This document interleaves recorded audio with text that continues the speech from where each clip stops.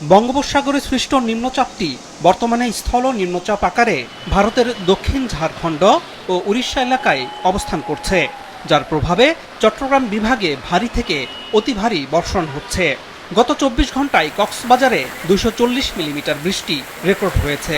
চট্টগ্রাম বিভাগে আগামী 2 থেকে 3 দিন আরও ভারী বর্ষণ হতে পারে বলে পূর্বাভাস দিয়েছে আবহাওয়া অধিদপ্তর। ভারী বৃষ্টিতে এরই মধ্যে উখিয়ায় রোহিঙ্গা আশ্রয় শিবিরে একাধিক পাহাড় ধসের ঘটনায় নারী শিশুসহ অন্তত 8 জন রোহিঙ্গার মৃত্যু হয়েছে। এছাড়া কক্সবাজারের ছাত্তারঘুনায় পাহাড় ধসে মারা গেছেন একজন। সবচেয়ে বেশি ঝুঁকিপূর্ণ হলো 9, 10, 11, 12 এবং 13, 14, 15 এই ক্যাম্পগুলো বেশি ঝুঁকিপূর্ণ।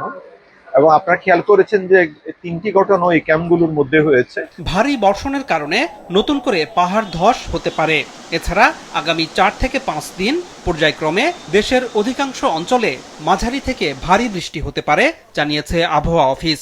6, 7, 8 এই সময়টা মূলত খুলনা, বরিশাল, চট্টগ্রাম বিভাগে ভারী বৃষ্টিপাত হওয়ার সম্ভাবনা রয়েছে। তার সাথে সিলেট বিভাগেও ভারী বৃষ্টিপাত হতে পারে। ঢাকাতেও বৃষ্টি হতে পারে, কিন্তু এই মুহূর্তে অতি ভারী বৃষ্টিপাতের কোনো সম্ভাবনা আমরা দেখছি না। 9 তারিখে বৃষ্টিপাতের পজিশন কিছুটা শিফট হয়ে আবার রংপুর, ময়মনসিংহ, সিলেট অঞ্চলেও ভারী বৃষ্টিপাত হতে পারে। শুধু দেশেই নয়, আগামী 5 থেকে 6 দিন উজানে ভারতের ত্রিপুরা, আসাম, মেঘালয় ও কোচবিহার, দার্জিলিংয়ের মতো হিমালয় পাদদেশীয় এলাকাতেও প্রচুর বৃষ্টি হবে।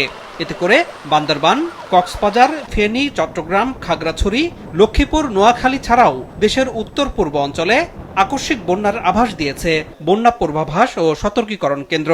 আগামী 24 থেকে 72 ঘন্টায় বিভিন্ন জায়গাতে ক্রমান্বয়ে বিপদসীমা অতিক্রমের একটা ঝুঁকি আছে, এবং এটা মূলত আগামী 10 জুলাই পর্যন্ত অবস্থান করতে পারে কিছু কিছু পয়েন্টে বিপদসীমার উপরে। 8 তারিখ বা পরবর্তী সময় দেশের উত্তর পূর্বাঞ্চলীয় সিলেট, সুনামগঞ্জ, নেত্রকোনা, মৌলভীবাজার, হবিগঞ্জ, শেরপুর ইত্যাদি জেলার যে আকস্মিক বন্যাপ্রবণ যে সীমান্ত নদীগুলো আছে সেগুলোতে পানি দ্রুত বৃদ্ধি পাওয়ার আশঙ্কা রয়েছে। এদিকে এরই মধ্যে ভারী বৃষ্টিতে বান্দরবানের সাঙ্গু নদী, রেমাক্রি খাল সহ বিভিন্ন পাহাড়ি ঝিরিতে আকস্মিকভাবে পানি বেড়েছে। পানি বাড়ায় থানচির দুর্গম এলাকায় আটকা পড়েছে শতাধিক পর্যটক। নিম্নচাপের প্রভাবে উপকূল জুড়ে থেমে থেমে বইছে ঝোড়ো হাওয়া, তাই সব সমুদ্র বন্দরে বহাল রাখা হয়েছে 3 নম্বর স্থানীয় সতর্ক সংকেত। আনোয়ার হোসেন, মাছরাঙা সংবাদ, ঢাকা।